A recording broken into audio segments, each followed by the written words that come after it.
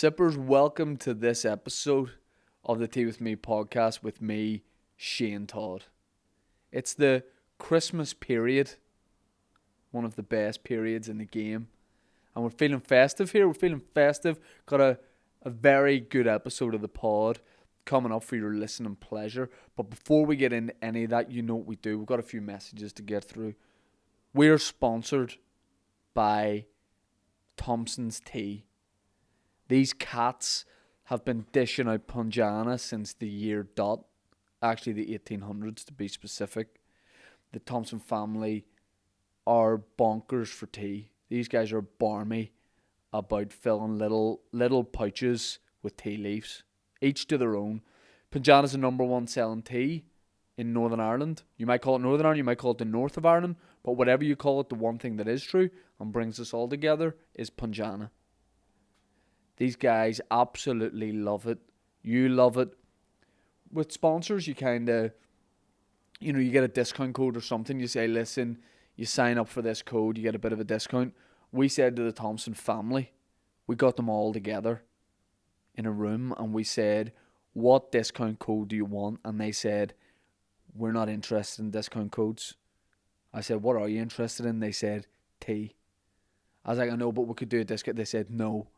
We don't have time for this. So we just really have to tell you to just keep drinking punjana, keep doing what you're doing. You know, there's a lot of other guys out there slinging tea around the place. Substandard. You know, we've called out the Tetley boys before. We'll do it again. You know, they think they're Peaky Blinders with their wee flat caps and their wee long white coats. Get the fuck out of here. The PG Tips monkey. He's a poser. You know, I'd definitely fight him in a charity boxing match, not a problem. Who else is out there? Barry? What are you doing, Barry? What do you think you're at? Barry? Just one guy selling tea? The Thompson family is one big operation. So you just keep drinking punjana. It's made in Belfast. It was made in Belfast. The shotgun shell blast. They should get John Zoo and team up for a collab. Although, maybe not, because then they might stop doing our collab. Anyway, just keep drinking punjana, basically. We're also sponsored by Manscaped. Holy God. What is the situation with your ball bag right now? Because it's Christmas. A lot of people have the feet up. A lot of people going, I can relax. Not when it comes to your pubes, you can't. Santa's got his sack sorted out. Do you? Santa's sack is so smooth. He's coming down that chimney faster than a flipping sprinter. Faster than a... Is there any phrases for that? Well-known established phrases? Faster than a... Cat up a drain pipe, except he's coming down. Although he's going back up too. Does he come back up or does he... I don't think he uses the front door. Oh, you're right. Not from what I've heard. Santa smashing back doors since 1302. He loves it. Yeah. It would be so undignified if Santa went back up the chimney. It's so cool that he comes down, but then he probably has to get a footy back up. And he can't get it first time. All the wee reindeer, but then they can't. They're trying with their hooves. Sounds like, we fucking keep still here. I don't know what he does, but yeah, he probably goes out the back door. Mrs. Claus. Shout out to Santa. Santa's a guy who's been using Manscaped products for a long time. Because you look at him and you go, he's got the big white beard, his hair's a bit wild. Downstairs, smooth as a cucumber. You heard that here. Santa's pubes are well taken care of. That's because he's a Manscaped user. Being a user is not good, but when it comes to Manscaped, it's everything. You know these guys, men's below the belt grooming products, they've been sponsoring the podcast for ages, and we're very grateful for that. They have the Lawnmower 4.0. They've got the Weed Whacker, which does like your nose and ear hair, which if you have that, you should frankly go straight to McGabry. Don't pass go, don't collect £200, go to McGabry. Got ball cleanser, ball deodorant, ball wipe. Santa might be coming down this chimney. Do you hear that? So yeah, look, they have the perfect performance package, which is a great gift idea. You know, and Listen, start the new year right. Don't be this guy who's walking about with a big Kate Bush. Start this guy who's walking about with a Phil Mitchell. Take care of yourself down there. Go to manscaped.com, use the code teawithme for 20% off and free shipping. It's the time of year to do it. Today's episode originally started life as a Patreon bonus episode. You know, over on patreon.com/teawithmepodcast, we've got more bonuses than a... Can anyone help me out with the phrase? We've got more bonuses than a box set of Bullseye. Does that work? Brucey bonus. There's a lot of bonus content. You know that old phrase. There's a lot of bonus content. We do a bonus episode like this episode originally was on a Monday. We do a live stream episode on a Friday, and there's loads of extra stuff on there, like a whole back catalogue. Dan, how many hours would you say, as producer of this podcast, how many hours of shit talk would you say there has been since we started this? Hundreds, maybe 400. 400 hours of chat. If you want to go back through that, if you're stuck down a well, if you're, at an outpost somewhere, if you're a lighthouse keeper, get on the Patreon and just get back through all that old content.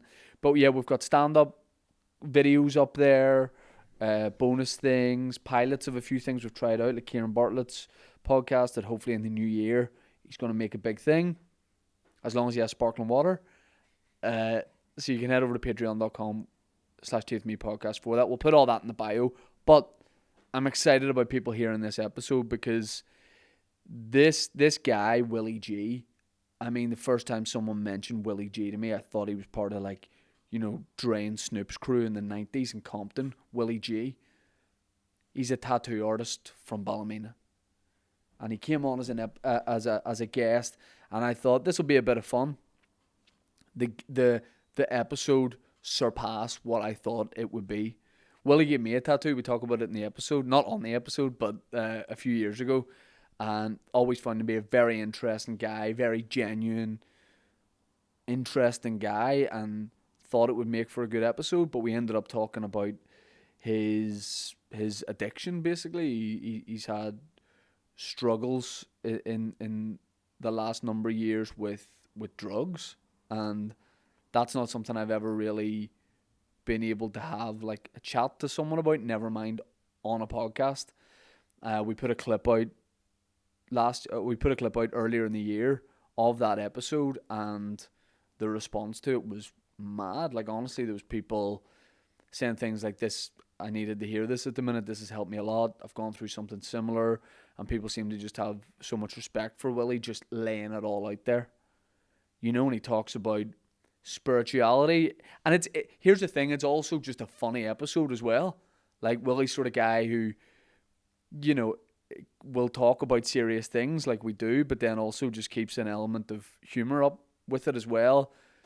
Doesn't seem to take himself too seriously, and yeah, we really got into it, a very deep conversation. I was really thankful that he came on the podcast and had it, and if you're going through something similar that he did, I think you get a lot out of this. In fact, I think you just get a lot out of it either way, because it definitely is a story in not giving up and trying to sort yourself out, basically. Really, really good episode. This was a bonus episode, but here it is for your viewing pleasure. My episode of the Tea With Me podcast with my mate, Willy G. Sippers, welcome to this bonus episode of the Tea With Me podcast with me, Shane Todd.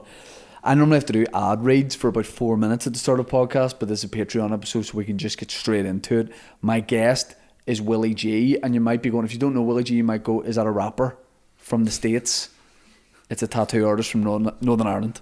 I said Northern Ireland wrong there, so I fucked myself. But I have one tattoo on my body. It was done by this man. He's the best in the business. Willy, thanks for coming on the podcast. Mate, it's a pleasure to be here, and I'm sure by the end of this, there'll be another tattoo. Oh yeah, just a spontaneous tattoo. Every time you get me on something, you get tattooed. Just before we were about to record, we were talking about our hair. Yeah. And we got like really serious into it, and you said like, listen, people need to hear about this in the podcast. I got my hair cut. I was just telling Willy I got my hair cut earlier, and the guy, I was in that much chat with him, Rafa, the barber, was doing it.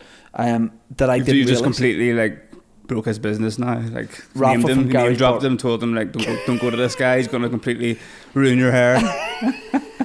I didn't realise, great barber, I didn't realise he'd styled my hair to the wrong side. Yeah. And I think, because I walked out of there and then I passed, you know when you get a haircut, every car you pass, park, you check your reflection I a mean, bit. you either check your hair out or you're a liar. Yeah, you have a wee look, you know what I mean? And I realised something was wrong. I was like, what's wrong with my head or on my face? I realised he'd styled it to the wrong side. So you're talking about your quiff? Like my quiff. I tried to go back to the normal side and it wouldn't do it. So is that your real side now? This is not the real side. See, I don't know how that happens because my hair, I've been doing this for forever, so mine's literally trained to go that way. If I did it that way, it'll just do its own thing. But he used a hairdryer. I see. But now here's the thing. Now here's what I'm thinking. Do I go home, wash it, restyle it back to my normal side, or should I just stick with a side? But I think it looks different both sides. No, I think you stick to what you know. Right. Because it's going to annoy you. Yeah, it's already. We were having a full discussion about it on the podcast. It's So I mean, already that's annoying already me. like shouldn't have happened. Yeah. But like no, I just it doesn't take a lot to throw me off, but I'm thrown off because this is to the wrong side. But to me, it's the right side then. What do you see in the mirror would be the other way, wouldn't it? Do you think this looks better than my old I think it side? looked good, like. Well, I think yours looks good too, but I you think you appreciate it, said but mine's right side. Do you know what annoys me as well when the barbers blow dry? Because I've had a few hairstyles and the barber starts blow drying my hair. And I'm like, bro, do I need to do this too?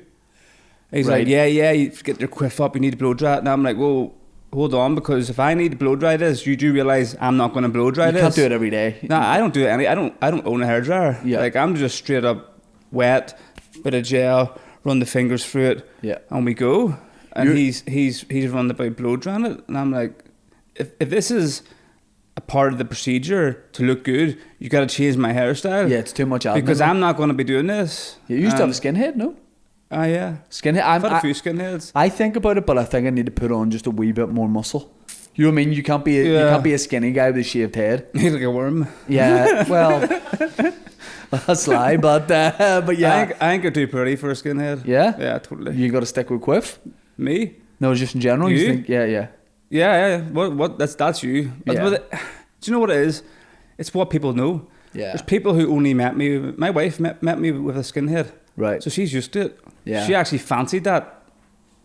Yeah. Debatable. But she does fancy the Quiff guy. But she liked the skinhead. So when I shave it now and again, she's cool with it. Right. My ma hates it. Right. She hates it. The skinhead. She says I look like a thug. Yeah.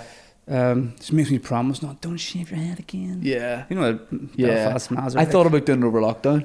Yeah, you see, so many people did it, and it's Yeah. right. See, freshly shaved, it's pretty decent, I right? know exactly what you're gonna say. It's when it starts to grow back, and you've got this The microphone in head. between bit, and you Yeah. try and gel it, Bro, I was in the bar one night after it was growing back, and people were beatboxing in my head. No, I'm not even joking. Like they thought it was a microphone. That's not a good look. When people are beatboxing in you, that's the point where you gotta change No, it I up. was like, right. You gotta change it. I got my hair. I was at the Edinburgh Fringe Festival about 5-6 years ago. Guy I know was playing rugby over in Scotland. Played for Ulster. Moved to Scotland, and he goes, "Oh mate, I've started barbering a wee bit on the side." He goes, "If you want to get a haircut during the festival, I'll cut your hair." And he showed me a few pictures of the boys he'd done. Look good.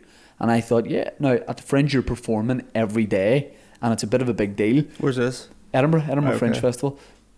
No pun intended. I was the going Edinburgh to say, Fringe is this Festival. like a hair Yeah, festival? no. And You have to have the best fringe. well, I would have won it at the start, but then I went to this guy, and so I go to his house, and he's got all the gear. This is only a All the hobby gear, for him, no idea. but he's got all the gear, and he looks like he has an idea because he goes, "What am I doing here?" And I said, "Just back and sides, just shave it back and sides." And he goes, "Nothing off the top." And I thought, I can't let him down. He wants to give me a haircut. I said, just a wee trim. He did it, but when the barber wets your hair, Yeah. he did loads of that, and then after he'd finished, he took a wee bit off here and there, and he goes, "That's it." Shaved the sides, it looked good, and he quiffed it all back with a comb, and I thought, this looks unreal. And I was walking about that day feeling fucking great. I was like, I'm going to win best fringe at the Fringe. And then the next morning I had a shower, dried my hair, looked at it in the mirror and went, oh fuck. See, because he'd wet it so much, it hid what he'd done. It felt like gave me about 7 different haircuts on the one head. Oh, really? All different lengths, different shapes, different sizes. So I had to go and get it shaved at the festival, and it looked brutal. Have you got pictures of this? I've got them after. I need to see I've got this. a photo of me standing outside the venue with like someone's like, "Can I get a photo?" I would have put a hat on. I should have just started wearing a top hat. I'm known for wearing a hat a lot. Yeah. That means my hair's long. Right. If I've got a fresh cut, I'm not wearing a hat. No. I'm on borderline now, to be honest. My barber's letting me down recently. He comes to my house. It's Cathal Hart. I look ill when I wear Great barber, and he comes to my house, and he's just bought a house recently, so he's like flat out doing it up, and I'm like, yo, bro, I need a haircut. Yeah. Took her brother up. He's like, come down and see my new house, and I'll cut your hair. I'm like, come on, bro. Like, you moved to Lurgan. Why? It's like very far away. Well, 20 quid for a house is 20 quid for a house. But look, we could talk about her all You didn't day. move to Larne. We could. I love Larne. I think it's a great town, and I've always said it's one of the best towns on earth. I think it's a great place with a lot of things to do, culture, all that. Like the people We're are still great. not going to book you. No, they're still not going to let me play the theatre. We're busy. Well, for the next 10 years, yes. But we can talk about her for the next hour. But Cool. I want to talk to you about tattoos. I want to chat to you about all different things. We first met when me and Dave Elliott were doing Show in Radio Ulster. We had like a bet, general knowledge quiz, and the loser had to get a tattoo at the end of it. So I was like, I lost, and I thought, if I'm going to get it done, I'm going to get it done right. So we came up to see you. Did you lose on purpose just to get a tattoo off me? My thing going into it was I didn't mind if I had to get a tattoo, but I didn't want to get like, because some of the stuff because the winner picked a tattoo for the loser. I was going to make him get my dad's face tattooed on his arm, like a portrait of my dad, but when my dad was younger, so it would look weird. It would like be when he'd be like Dave's age now, and Dave didn't know him then. But he made me get the Todd father tattooed on me, so I was like, right, I'm going to see it through, because everybody was going, just get a henna. You don't really have to do it. And I thought, no, I made a bet. I'll do it, because I'll always look back on it and go, that was a fun thing that I did. And we brought cameras up and we did it with you, and I love it. I love it, because people. To be fair, like, it's a joke tattoo, but I did say, like, I'm still going to make it look good. Mm-hmm. And I think it's cool. Like, it's a nice good. Tattoo. It was a wee bit sore. It wasn't as bad as people said it was going to be. Yeah. But it's weird. It's enjoyable. Like, the pain's almost a wee bit enjoyable. But you got all line work, right, which is more sore. So when I as opposed to what? Like, so when I do a portrait, it's about 95% shading, which is more like a feathery effect, just working over the skin like this. The line work's more like you're dragging the needle right down, doing that clean line. The shading's more built up in layers. It's more like a make that noise. It doesn't work. No machinery. It's no. It's on the noise. If you don't make that noise, it doesn't come out right. What was the first? I want to talk to you about how you got into tattooing, but what was the first tattoo you ever did? Oh, yeah, I remember that clear as day. My first house that I bought was a council house. I didn't do an apprenticeship. I did my first tattoo in my kitchen. Proper sketchy ghetto tattooist. Tattooing all the lads in the council estate in my kitchen, and it was like a skull flower thing on my mate's leg. It feels like quite an ambitious one to do. Is your first one? It was pretty big. Like, it's still not finished to this day. How long ago was this? Over a decade, like. Right. Yeah, So there's a fella walking could be about. like 11, 12 years now. Right. Yeah, I still know him, like, but he's never came back to get it finished. So were you doing? I don't really want to see it. I'm scared. I'm so scared to look at it. Were you doing it for the crack, or were you going, I want to get into this? If you know. No, what I mean? wanted to get into it, and I couldn't get an apprenticeship. And it sounds so arrogant, but I knew it was good enough. I knew I could be good enough. So what? Were you into art before that? Yeah. Art was Right. only A I got in my GCSEs. Right. I found all my old school reports. Well, I didn't find them. My mum did and gave them to me. And they were all like, William would do much better if he actually turned up.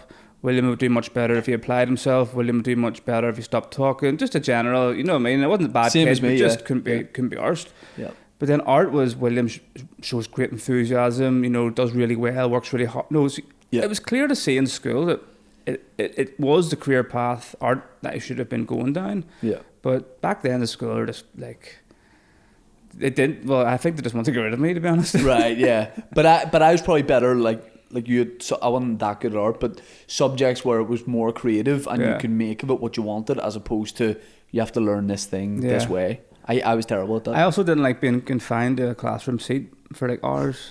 I'm still like that. You like even to just walk tattooing about learning? after an hour, I'll just get up and walk about. Yeah. It's just, I don't know. Like, how long have we been here for? 4 hours.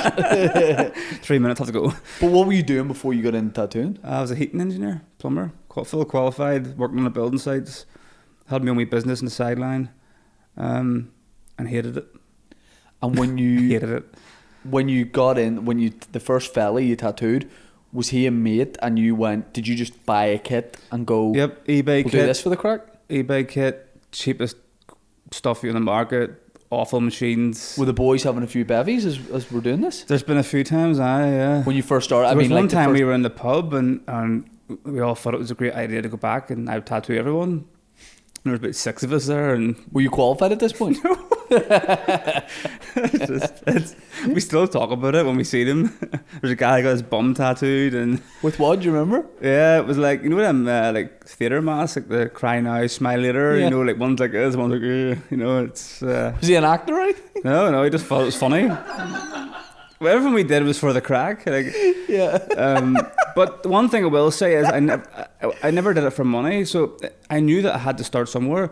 So these were good lads, good mates who were willing to let me practice for free, knowing that, look, this tattoo's going to be crap, but you're not paying for it. So. That is good friendship. Yeah, you know what you yeah. should have done is, or should have done the thing just like on like his coccyx bone, and then done like his arse cheeks as like curtains, theatre curtains, and then he could pull them apart and say, "Welcome to the show."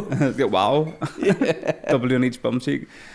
So listen, it's not ideal, but I owe a lot to them boys because they were my first tattoos. They were my worst tattoos. But without them, I'm not here today. Yeah. But even now, when I'm teaching people, the first 20 odd tattoos are free. So when I have an apprentice, even though I'm sitting watching over it, we tell the person that you're not going to pay for this. It's not going to be awful, but it's not going to be great. You can't moan about it. You know what you're coming into. You're coming in to get an apprentice tattoo. It's free of charge. You can't moan after it. But can you correct if you see like an apprentice or whatever makes a bit of a mistake? Can you correct most things? a lot of things, yeah. Right. Not everything. Does anyone come in and do a tattoo and you're like, you shouldn't be doing this? Like, is it really bad? People get like rude and ask for things that are ridiculous. They're like, yeah, so I'll put a post up, like my apprentice is wanting to do his first tattoo, blah, blah, blah. People are like messaging, yeah, can I get a portrait? No, and you're like, you're like, no. As a I meant like an anchor or something, or like can I get my whole cherry family blossom stand on a mountainside? Yeah. Like really detailed faces. People are idiots. The thing with like That's too harsh. Cut that. The thing with like the portraits have to be so good because like especially if you're commemorate like I've seen shit where like people are getting some commemorate and you're like, who is this person? Because it wasn't the person I met that you related to. Have you seen the stuff online where they screenshot the tattoo and put it on the head of the actual person it's meant to be? It's so good, bro. Like there was like a family of 2 or 3 and it was the worst tattoo ever, and then somebody screened like took the tattoo and got the real photo and put the tattoo on top of the photo, and it's like like pure goonies, like it's unbelievable. And someone did it with a lion as well.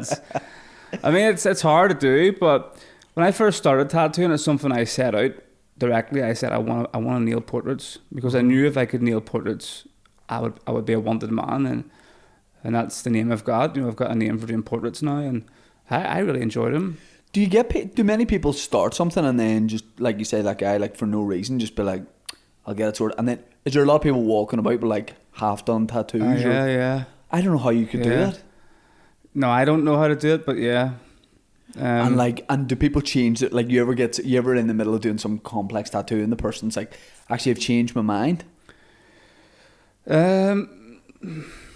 Not really, but I'm quite like harsh, like strict. Like I don't take no rubbish when I'm working, you know. So it's like you're getting this, you're getting it, and that's just the end of it. You know, I'm not there to have my time wasted. You get some people before the tattoo and they piss about for ages, chop and change their mind, and you put the stencil on. They're like, no, can you move it over a millimeter? You wipe it all off and you put it on again. Right? No, I like it back where it was. And you put it back, and they're like, can you move it up a millimeter? And you're like, yeah. Just wanted to smack them, like. Because I can see patience is a very strong part of my. Yeah. Here's what you don't want to do: piss off a tattoo artist because they're the ones giving you the tattoo. Yeah, there's a thing called dry wiping. I shouldn't be saying this, is there? Like, You should. You know, like if somebody bullied you in school and they come in, you're like, So when we wipe your tattoo down, we Oh, you didn't want the swastika? Oh, sorry, mate. No, we soak the tattoo with that like green soap. It's like I don't even use green soap. I use Hippie Scrub, which is like a surgical grade soap. So we soak the rag, you know, the tissue, and wipe it. It's actually really nice. It's like a cool, soothing, wet sensation. But the old saying, I'm not saying I've done this. No, but hypothetically. If you don't wet that tissue, it feels like sandpaper. Hypothetically. Of course. Full torture. Awful. Hypothetically. I think the tattoo you gave me, we were there for about 2 hours, maybe 3. But see, when I read That's about because people, Dave Elliott wouldn't shut up. yeah, that's true. And he chickened out of getting one because he said at the time, he goes, maybe I'll did. actually get He something, did, and then he actually. chickened out. Yeah. Acted hard in front of the camera. I forget I have a tattoo because it's on the back of my leg, Yeah. and then when I see it, I go, fuck, that's right. Well, we discussed this the other day. You've actually got so that tattoo is because you're the godfather of Dave's daughter. So you're the Todd father, which I think is great. But My now wife you've doesn't. got a dedication towards Dave's tattoo. But now you're a father yourself. Yeah. But you don't have one for your No. own son. And he's gonna grow up pissed off, being like, why have you got this quite big portrait, quite big tribute, Yeah. It's big, like. immortalized on the back of your leg for someone else's kid. Yeah. So I've got to do something for him. So yeah, I think I'd go again. I never thought I would like be into tattoos. Like a lot of I think good tattoos look great, but I always thought like it's something I appreciate but wouldn't do myself. Yeah. And then when I got mine, I was like, I actually really like this. Yeah, I it's definitely addictive. Do you know what I like? You know when you see, and I think people can overdo it, but you know when you see like musicians or whatever who will get like tattoos like all the time to like commemorate something, like Yeah. if they have a funny thing happens, or like let's all get a tattoo with a wee thing. Yeah. I like that idea a lot. Like Yeah. I said to the boys, if we got 1,000 patrons, 1,000 people signed up for Patreon, and we're not that far away from 500 now, that we need to get like teacups, like a small Yeah. teacup somewhere. Because I like doing stuff. How that far away are represents you something. now? We've got 500. Long way. No, we're not that far Well, away. see when But, you hit 1,000, I'm bringing my tattoo stuff here. We're filming it. and we'll do it live on the Do it podcast. live. These are all getting done. He's can't Dan, get would out you of it do it? now. I told you every time I come with him, Mike will do it. Mike will do it 100%. I'll get it too for the laugh.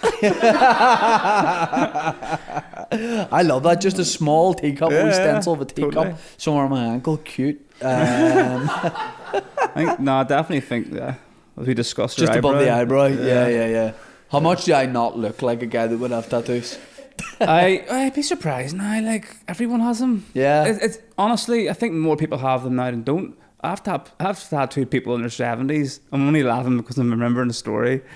I tattooed this woman in her 70s, and this is so bad. She's being like flirty with me, right? Like fully flirting. And there was another guy working with me who's a bit older, and I was like, "Oh, you go with him and all," you know what I mean? Like trying to fob it off, and she's like, "No, I like you, but no," you know. So it was like a bit of banter, you know what I mean? I was flirting back with her, giving her, making her feel good, and she was talking about she was quite naughty, like she would. I'm not getting into it now, but the crack was decent. So The crack was 90, literally? 76. It come into my head, like, I wonder, like, this isn't me wondering, does she do it because I'm curious? It was me wondering, at her age, will I be having sex? Right, yeah. Right, because, serious question. Yeah. Do you have sex at 76? Yeah. I'm not going to ask my granny, right? Well, my granny's dead, so... You can ask my dad, and the answer is yes. So I went to ask her, I was like, do you, like... And then I was like, oh, nah, I can't. You know, you just stop. It's like, no, go on. I'm like, nah. So I went back and forth, and I was like, right, screw it. So I was like, do you still have sex? And she went, she replied, if my boyfriends would stop dying.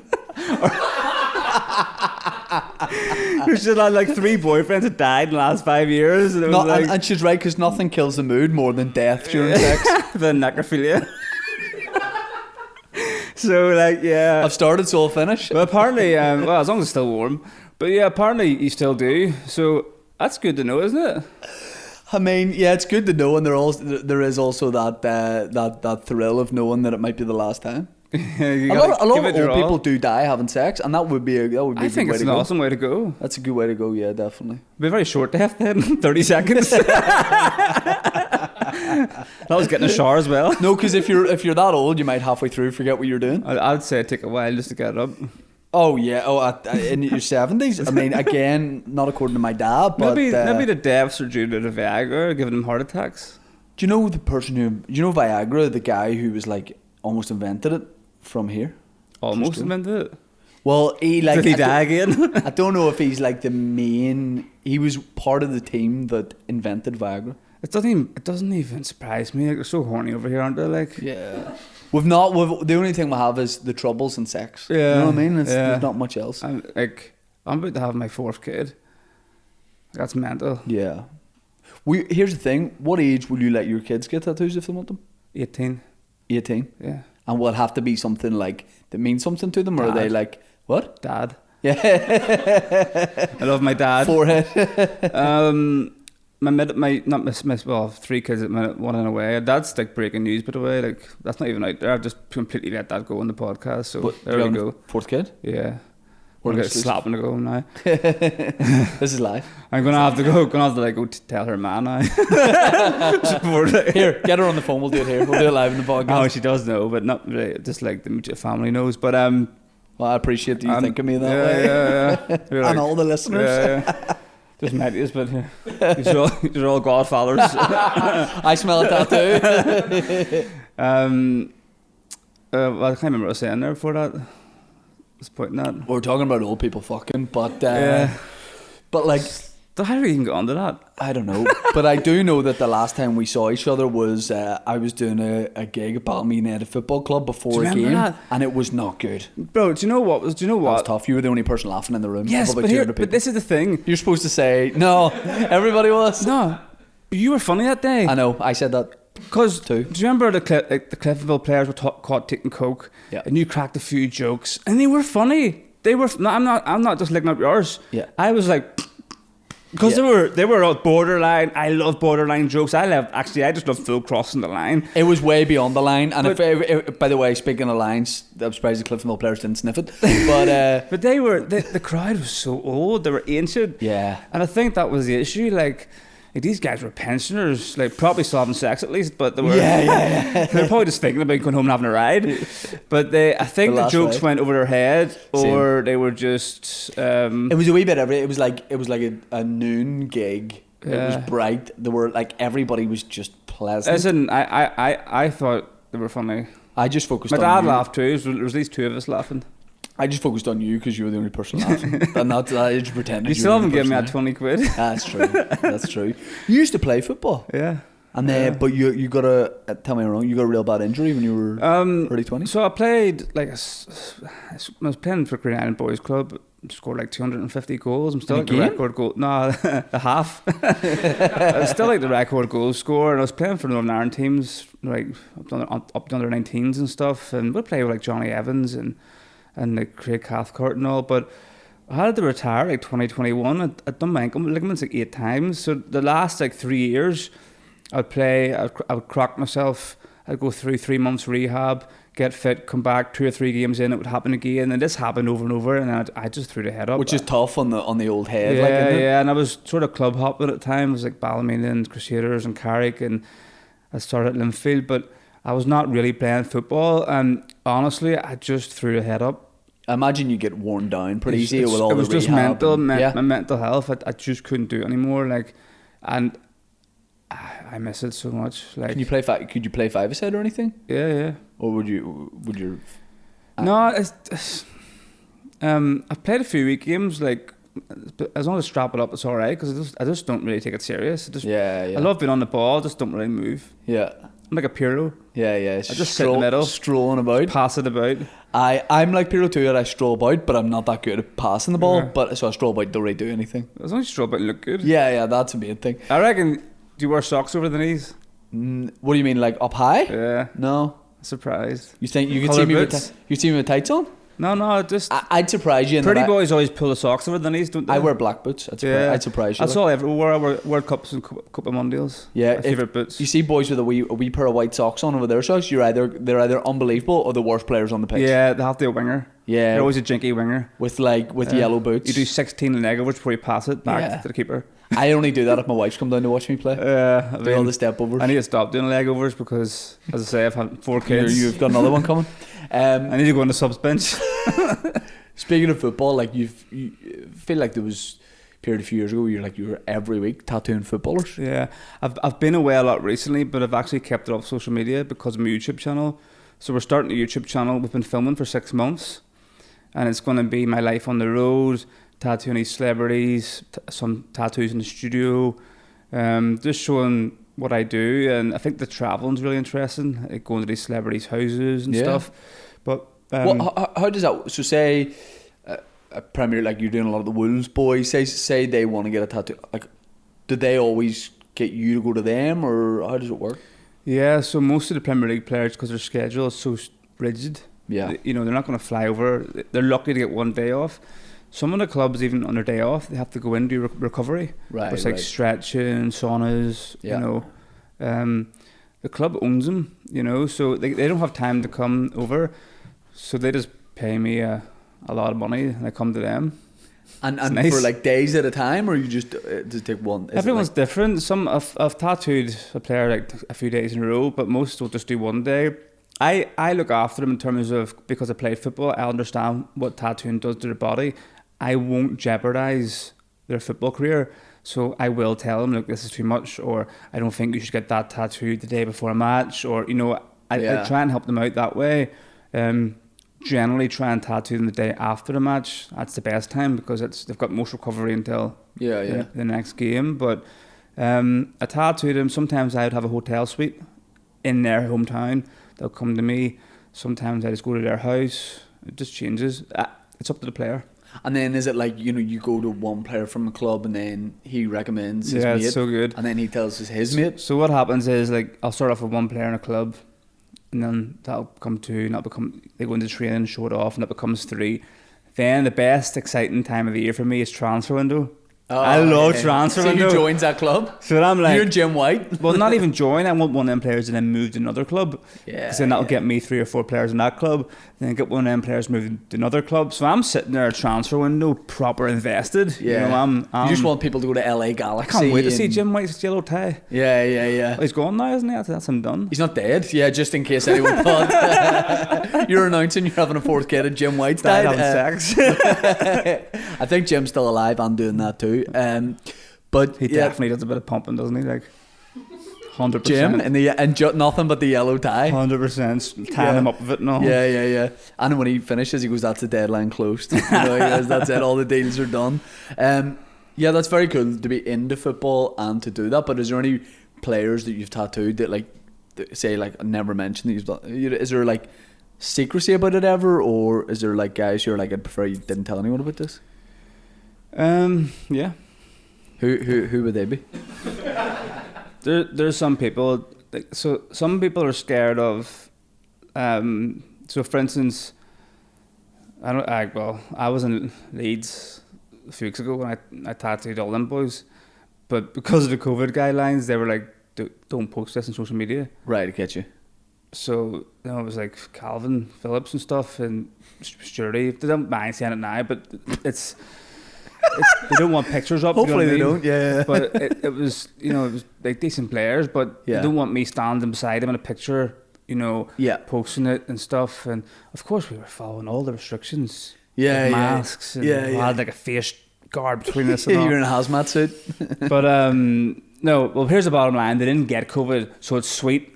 Right. Yeah. That's the worry. You post it, they get COVID a week later. Then I'm going myself. Yeah. But so like I honoured their wishes and didn't post anything on social media, and it's so frustrating because like Calvin gave me a shirt. No, it's so cool. I was just want to post that, bro. Like that's a big shout. Like he is a superstar. He's class. I'm a United fan. I'll be sent to United. So nice too. Such a nice guy. And like, he's so humble. Ever tattooed? And you don't have to say who they are, but ever tattooed anyone well known that was a dick? Yeah. Serious? Yeah. Did you feel that straight away? Yeah. There's a guy I won't tattoo again. He's an arsehole. I'm not saying his I know. name. Don't. But Complete don't. dickhead. But does he play football? Yeah, Right. What position? You don't have to. What position? centre half. Like central defender. I've never posted it. I know, but I actually okay. refused to give him any sort of. I was like, I'm not even posting your tattoo. What nationality? English. Mime it, right? Mime it to Willy. Nah. Okay. Nah. Right. Just can you say this? No. Right. What club? It doesn't. Nah. Okay. We're starting to narrow it down here, boys. Like, come on. I'll start going to black and white and all this. Nah. Which one of those? I'll tell you off screen. Okay. Like, yeah. And then we'll post it up. Complete. Just like, he sat with headphones on the whole time and all, and didn't speak. And That's just like, I remember a guy signed for our club, and I gave like 4 people a lift to a game, and it was like away. You mentioned Green Island, it might have been away at Green Island, Yeah. and a guy gets into the back of my Peugeot 206 at the time, just fires the dry beats on. I was like, mate, we're not Premier League football. It's going to an away match. Did he just sat have in the back of wash car. bag under the Yeah, arm? the Louis Vuitton wash bag, yeah. Because you're not a footballer unless No, you have no. that. You're also not a footballer unless you post on Twitter when you sign for a new club that you're delighted. Delighted, and also you've always supported that club. Have you ever seen a player sign for a club and not write that they're delighted? Yeah, I've never seen anyone sign for a club and Actually go, pisses not me arsed off about now. this. Like, you're not really Not delighted. arsed. You actually went down a level there. Yeah. You're actually a bit raging. What if I say centre back? What player springs to mind? One thing I want to ask you about is I remember you posting on Twitter and chatting like really openly about like the fact that you're tattooing flat out, and then it was around the time when the kind of taboo around mental health seemed to go away a bit. Not go away, but like seemed like people were more open about talking about stuff. Yeah. And you were talking about like struggles you've had, and you were talking about, behind the scene things aren't what they appear and that kind of thing. Like, can we chat about that a bit? Of course. Because you're in a job that is like, I imagine you're always flat out. Yeah. So it's like everything's a million mile an hour. Yeah. Like you say, your back's fucked because you're just working Yeah, so I would much. just sit forward hunched all day. I'm in the physio first thing in the morning. And people, probably a bit like being a footballer, people presume like you must be always having brilliant crack. You must be always in good form and joking with people, and you were. But then behind that, and it was around the time we met. Yeah. You basically said like you fucking weren't having a good time, and Yeah, well, I mean, there's more obviously to that story. At the time, I was it's not a secret, I was a drug addict. yeah, I was, I can't remember how it came around, but yeah, I was had a serious addiction to cocaine. Like, did that come out of nowhere, or was that always like a bit of a thing? nah, I mean, I've partied my whole life. Like, I grew up partying. I love partying. Yeah. Did it for years, and like just for record, like I'm 4 years sober now. I don't even drink at all anymore. I don't do anything. Great. But partying was just always part of my life, And then with my job, I was working in Miami. I was traveling around the world. I was tattooing these celebrities. I was going to parties, and it was actually decent. It was good, but it just seemed there was like work and there was partying, and then it seemed to be an overlap. Yeah. Where I didn't know anymore if I was working or partying, because I was working while I was partying. We were tattooing through the night. Yeah. I was tattooing like big drug dealers as well, But it got to the stage where you just, you're doing a bit of drugs, and then it became more and became more. And then before I knew it, like I was doing a few grand a week, every week, every day. And then I guess at the stage there's no enjoyment. Yeah. It's, you need it to function. So I would wake up in the morning, I couldn't function. I would go into work because I've been up all night. My head's going like this, like it's just sit in my seat and fall asleep, drawing. So I would like, right, so I could make a phone call, I would get another bag, I'd do that all day, I would get through my day, brilliant. And also at the time I had depression, so this was bigging me up. I was like, I'm like, Yeah. You go in the bathroom, take a line, right, let's go, you know what I mean? Yeah. You're on the bout buzzing all day, doing that all day, loads, and then go home at night, taking like the azepam to come down, and then go to bed, can't sleep because I've just been taking gear all day. Next thing, alarm goes off, I haven't slept, wake up, So it's just I got to do it over again. a Just to cycle function. day It was, after it was day. a cycle you can't get out of. It's horrible. And you're not getting hit anymore. It's like Yeah. coffee. You just need that to function. Did people know about it at the time, or were you good at hiding it? I was a master at hiding it. Like, a lot of people did know because I was open with them. But Yeah. like my parents and all, I was my wife. I was hiding it from everyone. Yeah. I was like the master of deceit. Did you think that it could always like go on? Were you like, Yeah. And then it just, bro, like if I didn't stop, I'd be dead. Yeah, 100%. I'd be dead. Yeah. It just took over my life, and then I just made a decision. Like I need to go sober, and that was actually the worst time of my life because I made that decision. I didn't do any meetings. I just decided, right, this is it. And I did went sober, and to be fair, that was it. I haven't done it since. And it'll be 4 years this November. But the problem was because I had depression and the drugs was bringing me up. Now I went sober, so there's like a chemical imbalance, which is brutal. So now for the next 2 or 3 months, man, I was a mess. Like, I didn't know if I was coming or going. So then I already had the depression mixed in now with going sober. My head was up my arse, and I really, really was struggling. And it's a weird story, and some people won't believe me, like, but a lot of people wanted me to see a counsellor for years, and it's actually hard even talking about this. I'm starting to think about the feelings, but my wife wanted me to see a counsellor and all, and I wouldn't do it. You know what men are like? I'm like, nah. Yeah. But it got to a point where I was like, I genuinely was gonna kill myself. Mm-hmm. I couldn't. I just didn't want to be here anymore.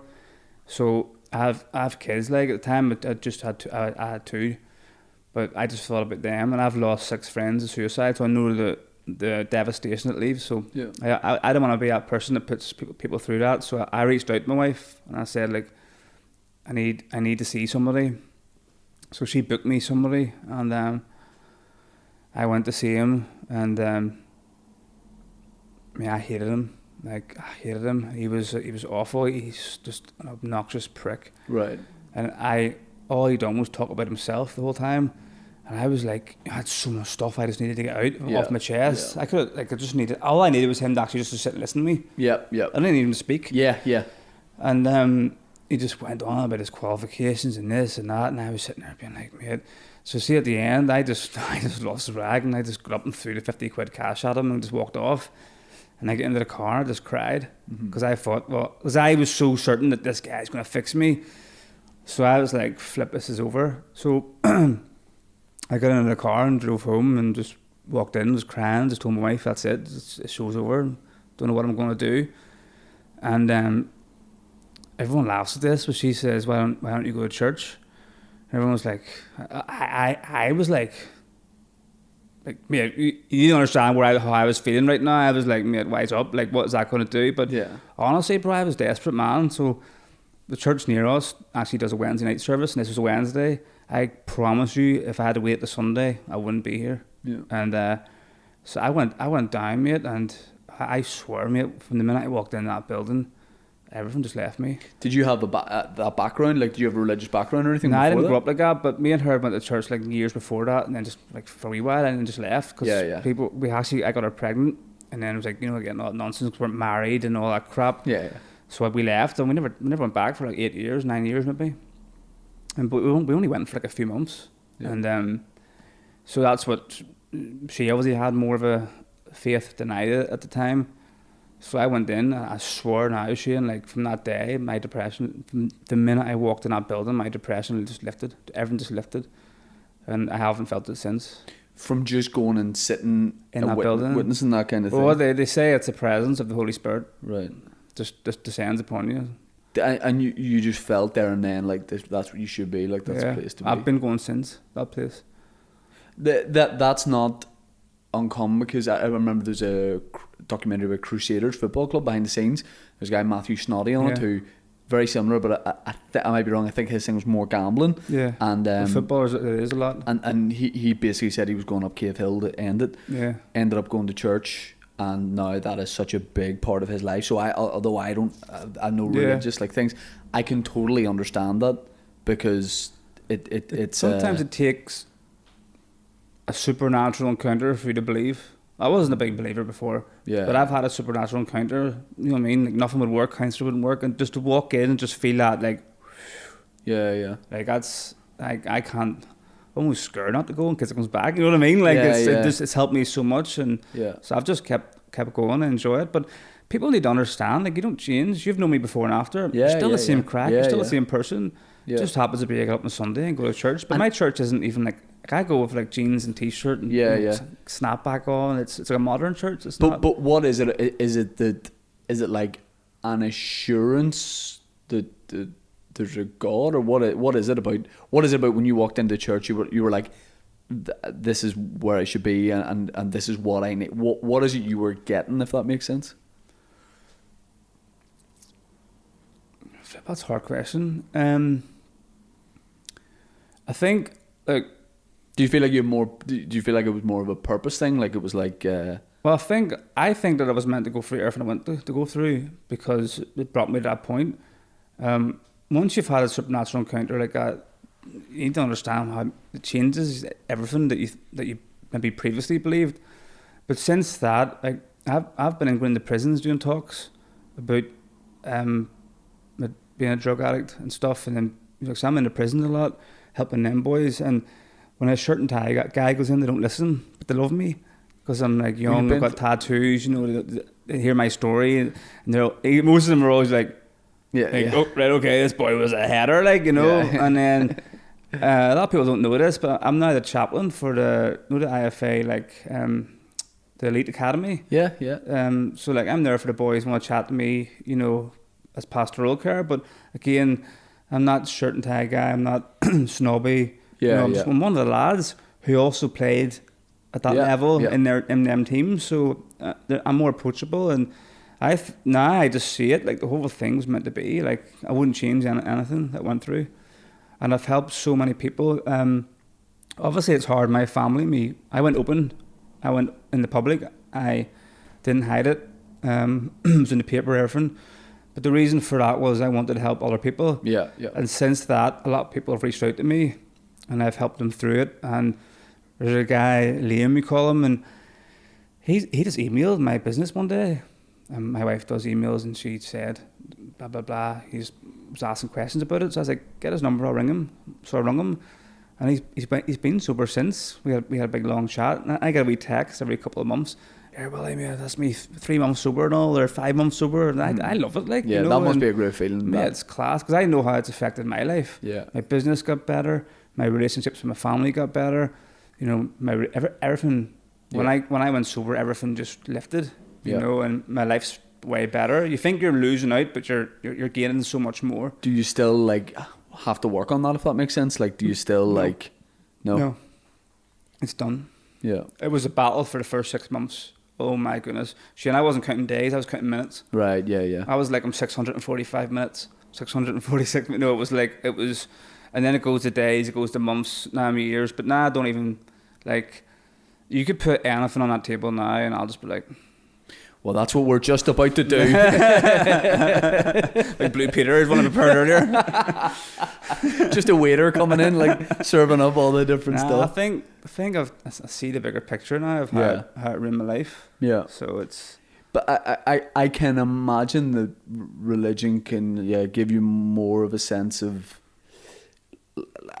if you've got a void or whatever. I can see how it would I'm very what would you say, like, supportive of that. Although it's not my thing, I can understand if it is your thing, how great it would be if that makes sense. I think it's a purpose as well, isn't it? Yeah. But there is so much more to it. There is, but it's like anything. Sometimes you need to experience it before you can. I mean, I get why people don't believe. Yeah. I also at one stage didn't. Yeah. But when you go through what I've been through, it's different. And like you're saying about snotty, you know, there's so many people in the world have went through encounters where they're just like, whoa. Yeah. But I also understand that there's so many people who don't get that encounter. Yeah. So they're kind of like, well, people want to believe what they see. I went to church once whenever I was a kid because we moved to a new house, and my mum was like, let's just go and try this thing. And we went. I was like, I'll go once. She was like, go once, and we'll see what we think. And we didn't go back because the guy, like I was going to say the manager, the minister, yeah, goes. He got all the kids to like the front, and he goes, I'm thinking of something. He goes, and there's like hundreds of people at this. He goes, I'm thinking of something. It has a face and hands, but it isn't a person. What is it? It's not living. What is it? And I was like the new kid there. I was about 6 or 7. Is it a clock? I said, a clock. And the guy goes, nope, it's not a clock. And I was like, what? And then all these other kids are guessing stuff, all shit guesses, all wrong. But 10 minutes later he goes, well, kids, that's it. Because he does these brain teasers every week with the kids. He goes, it was a clock. And I said, I said a clock. And he was like, that'll do. And all, he's like, go back to your seat. And genuinely, I said to my mum, I was like, I'm never coming back. I'm never coming back. The thing is, as well, there's so much variety in churches. Like, yeah. I've been to churches. I don't want to say whose, because I don't want to offend anybody. But I've been in churches where I was like, whoa, you couldn't pay me to go here. Yeah. Honestly, bro, like horrible, boring. But then other people love it. Yeah. So mine's like, it's like rock and roll, you know. There's a big band at the front, they're playing the drums and you know, electric guitars, and I go wearing snapbacks and t-shirts with tattoos out. You know, it's more catered for people like me, and it's fun. Yeah. But everyone's different. The other thing as well, some people in church give church a bad name. Yeah. Because just because they go to church doesn't mean they're a good person. Yeah. There's some bad people involved, and yeah. And then people go, well, if that's what Christianity is, I don't want to be. And but it's a very personal thing. Like you say, it's your own. You have to just not get involved and then looking at other people and just have your own experience. And yeah. It helps me, and that's all I care about. Yeah. So if it helps me, then that's congrats on like 4 years fucking and just doing it like almost like the cold turkey thing and it's weird because like it's great. I don't really go out anymore, if that makes sense. I used to go out like, and now I'm like, but then my kids, you know, bro, like it's just getting the Chinese, get the feet up and watch match of the day. I'm doing that tonight. Not match of the day. That'd be mad to do it on a Friday night. But I'm getting Chinese on the way home. Yeah. And I've started going to a new place. It's actually a Thai place. Right. What do you get? What are you laughing at match of the day? Go ahead. What's funny? Oh no! Yeah, because I'm literally getting it like tonight. Like, what are the odds? Do you have this like discussion with your missus every week about what you're getting, and it goes on and on for ages, and then you end up just getting the same thing? No, because I'm not reasonable. So whatever I want to get, we're getting. No, I have quite weird food allergies and all that, so there's very few places I can go. Basically, you're making that up. Just go to the places I want. But yeah, there's this new like Thai place, and it's class. It's like a knockoff Wagamama, and we're going there and picking it up on the way home. Decent. Where is it? The family. It's in Downpatrick. Where do you live? Near there. I thought you were a Hollywood man. Well, appearances can be deceptive. I got put out by the paramilitaries. I did. I got put out by the paramilitaries because it was too hard because you got your tattoo. No competition. They said there was too much competition. Once you got your tattoo, I was actually laughing when you got your tattoo, and I wasn't. And you put up like, if anybody needs a hard man, like our tattooed guy. Yeah. No, I'm a tattoo guy now. I can fight, like, but that's just because I. You actually said at one point I'm available for bar mitzvahs and. Yeah. If I get when I get the other leg done, there's no stopping me. I genuinely think I go. I don't even want to see you in trousers ever again. Yeah, that's right. Because I was in shorts for that. Yeah.